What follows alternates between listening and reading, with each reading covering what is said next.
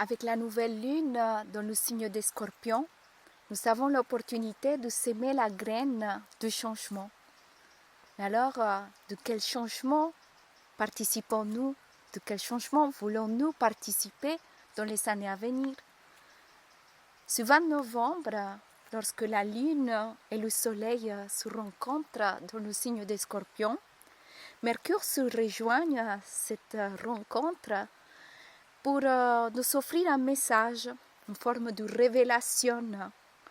Uranus, depuis le signe du Taureau qui fait une opposition à cette nouvelle lune, comporte un caractère un peu disruptif, un peu libérateur et définitivement révolutionnaire pour ceux qui sont prêts à être à l'écoute, pour entendre le message de ce qui est prêt à se détacher, de ce qui ne peut plus nous accompagner en tant que personne, en tant que collectif. Et ça nous parle d'un processus d'une certaine intensité émotionnelle. Le signe des Scorpions, c'est un signe d'eau. Il y a un trigone d'eau, ce moment très actif dans le ciel, qui peut mettre les émotions un peu exacerbées. Il y a tout qui est en grand, la grande tristesse, la grande colère, la frustration, de la rage, peut-être de la joie, peut-être de l'extase, aussi mystique et spirituelle. En tout cas, nous sommes ballottés dans nos émotions par toute cette eau dans le ciel qui nous incite à développer une forme de maturité émotionnelle, même d'imaginer qu'est-ce qui serait une société dans laquelle ses habitants sont capables de développer cette maturité, cette capacité à être à l'écoute du corps, de comment les événements externes répercutent dans le corps et comment libérer son corps à travers le mouvement. Parce que oui, cette lunaison dans le signe des Scorpions, c'est comme une forme de décantation qui va nous demander à bouger le corps, à être en mouvement. Mars il est en Sagittaire. Le Sagittaire concerne les cuisses, les jambes. Nous sommes dans une purge, mais à la fois Mercure nous incite comment à faire une espèce de swing dans lequel il va retourner dans le signe des Scorpions, même dans quelques heures. Ça dépend à quel moment tu regardes ce message, mais c'est ce 19 novembre. Nous amenons à regarder les peurs qui nous empêchent encore d'expandre notre vision, d'ouvrir notre regard à de nouvelles possibilités. Et l'intensité est là parce que ça nous demande de sortir d'une forme de programme, du conditionnement. Ça nous demande de regarder la réalité en face, telle qu'elle est, et d'être en mesure de construire une forme, ou d'entraîner plutôt, je dirais, un muscle spirituel qui puisse nous porter pour observer ce qu'on a à voir, ce qui va changer dans le monde, sans vouloir être sensationnaliste ou trop transcendantal. Nous arrivons à la fin des cycles de certaines planètes, notamment Neptune, qui va quitter le signe du Poisson, signe qui visite depuis 2011.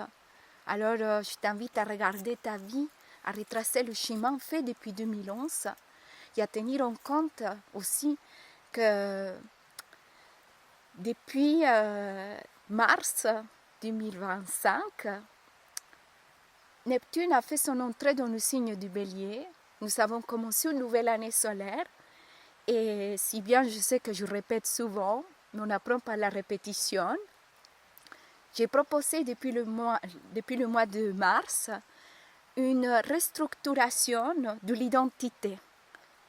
Et c'est là, à ce moment, lorsque le soleil arrive dans le signe des Scorpions, que nous sommes dans la capacité de nous détacher d'un corps somatique, des mémoires, des émotions qui empêchent l'émergence de cette identité actualisée de se manifester.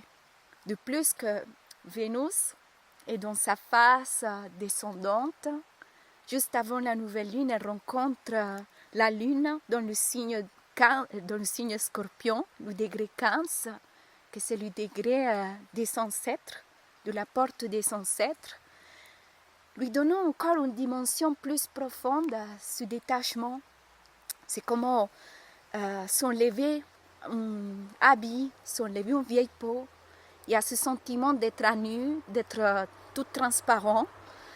C'est pas évident. Pourquoi? Parce que si bien on a réussi peut-être à vivre en s'occultant certaines choses, là ça devient plus qu'évident que nous ne pouvons plus détourner notre regard de la réalité interne, mais aussi de la réalité externe.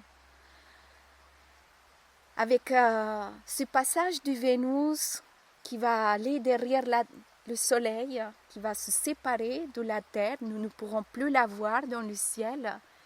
Nous avons l'opportunité de nous détacher d'un corps énergétique, culturel, social, lié à la colonisation de la Terre, la colonisation spirituelle, le trauma spirituel, et pourquoi pas pour ceux qui sont en résonance avec ce que je partage ici, de renouveler sa foi spirituelle, sa capacité à croire en quelque chose de plus grand, à une intelligence en forme de conscience collective qui va émerger, qui va participer d'un renouveau de la planète, de nos relations humaines, de la construction de tissu social, mais d'une façon incarnée.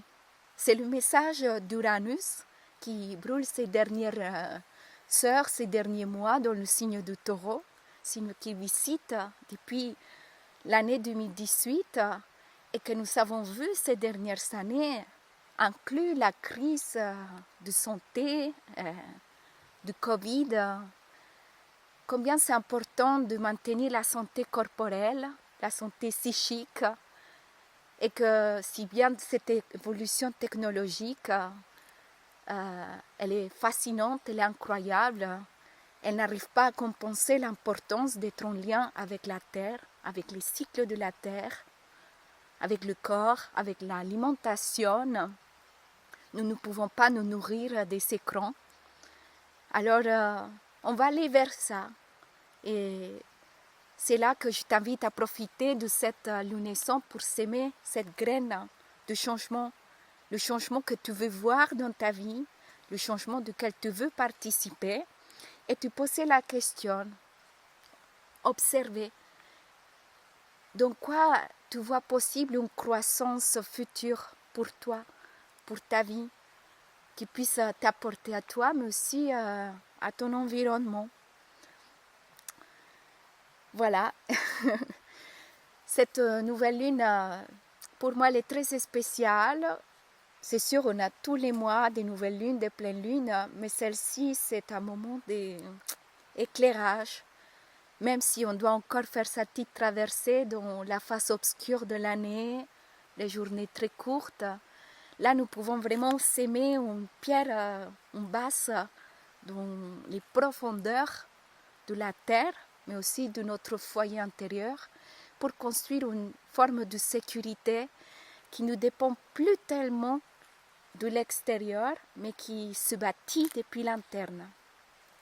Alors, je vous laisse avec cette invitation évolutive, avec cette graine de l'espoir pour l'avenir, et je vous dis à tous à très vite. Merci pour vos réactions, merci pour vos commentaires.